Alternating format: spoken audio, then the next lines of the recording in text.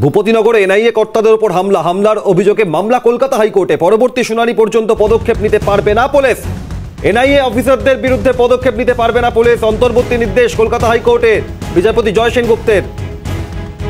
আপনাদের জানাই, ভূপতিনগরে এনআইএ কর্তাদের ওপর হামলার ঘটনা। ভূপতিনগর বিস্ফোরণ কাণ্ডে এনআইএ তদন্তকারীরা আদালতের নির্দেশে ঘটনাস্থলে গেলে তাদের ওপর হামলার ঘটনায় কলকাতা হাইকোর্টের নির্দেশ, পুলিশ কোনো পদক্ষেপ করতে পারবে না। ভূপতিনগরের ঘটনায় ন্যাশনাল ইনভেস্টিগেশন এজেন্সির ওপর হামলার ঘটনা, সেই ঘটনায় মামলা করায় আদালতে। সেখানে পুলিশি পদক্ষেপের ওপর বিধিনিষেধ আদালতের। জানব বিস্তারিত, অভিরূপা হাজরা কলকাতা হাইকোর্ট থেকে এই খবর নিয়ে রয়েছেন। ভূপতিনগর মামলায় কি নির্দেশ আদালতের, অভিরূপা? যদি আরেকবার করো। ভূপতিনগর মামলায় এনআইএ এর ওপর পুলিশি পদক্ষেপ নিয়ে আদালতের কি নির্দেশ, অভিরূপা?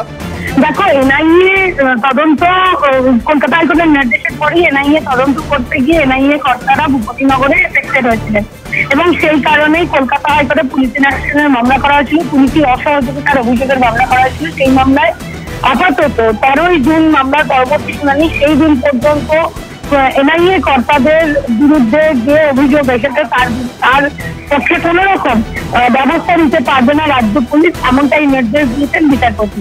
পাশাপাশি বিচারপতি আরো জানিয়েছেন 13ই জুন রাজ্যকে কেস ডায়েরি জমা দিতে হবে, কেস ডায়েরির কপি, এবং এরই মধ্যে যে ভিডিওগ্রাফি হয়েছে অর্থাৎ যে ভিডিও ফুটেজ কলকাতা হাইকোর্টে জমা পড়েছে সেটা খতিয়ে দেখবে আদালত। 13ই জুন এই মামলার পরবর্তী শুনানি, ততদিন পর্যন্ত কোন রকম ক্লাসিক অ্যাকশন নেওয়া যাবে না, গুরুত্বপূর্ণ পদক্ষেপ তাদের এনআইএ কর্তাদের বিরুদ্ধে নিতে পারবে না রাজ্য পুলিশ, এমনটাই নির্দেশ বিচারপতি জয় সেনগুপ্তের।